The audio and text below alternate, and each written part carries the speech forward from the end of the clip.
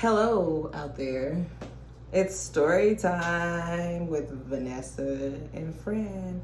And if you know, we got some good technology news to drop to you. The last time Google had a core update was way in February, and it had to do with the featured snippet.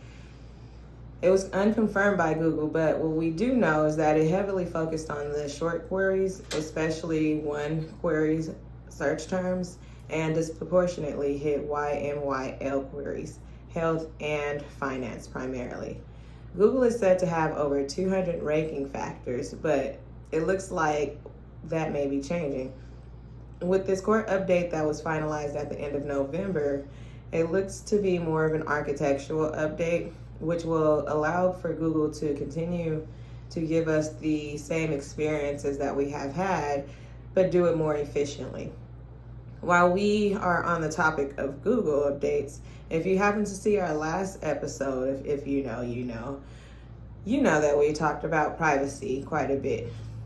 The changes and concerns in the tech industry, like how we'll have a cookieless future, and even though cookies are disappearing, data tracking is definitely not. And if you've stayed up to date with any of the tech blogs, you know that clean rooms are the new dirty word. That's right. And the same corporations like Google and Amazon that were using these cookies are now using these data clean rooms to do their dirty work. Large data companies like Google and Amazon go into these metaphorical rooms and share your private information with brands that will later use this information to advertise to you based on your data history.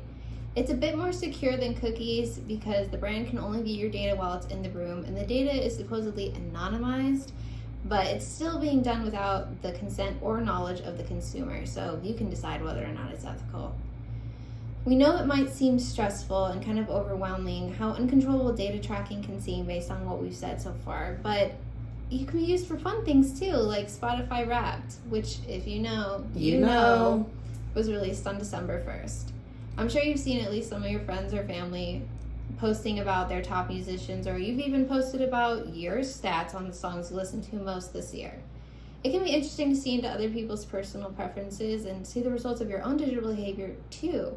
It can also show that data impacts you no matter what industry you're in, and kind of technology is in general impacts everyone. Yeah. So, what's on your Spotify rap playlist? I don't have Spotify. Neither do I. But what we do have is Twitter. So in other social media news, Twitter has been making a lot of changes recently. If you know that the Twitter CEO and co-founder Jack Dorsey recently stepped down because he believes, quote, the company is ready to move forward from its founders. It was his choice, and he's being replaced by Parag Agrawal. The new CEO has been making a lot of changes since taking over, including updating Twitter's privacy conditions in order to help protect women from violence.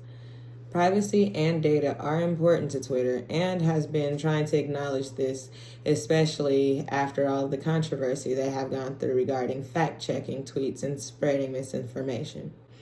We also spoke about Facebook in our last episode, and we have more to talk about because Meta cannot seem to stay out of the news lately. It really can't.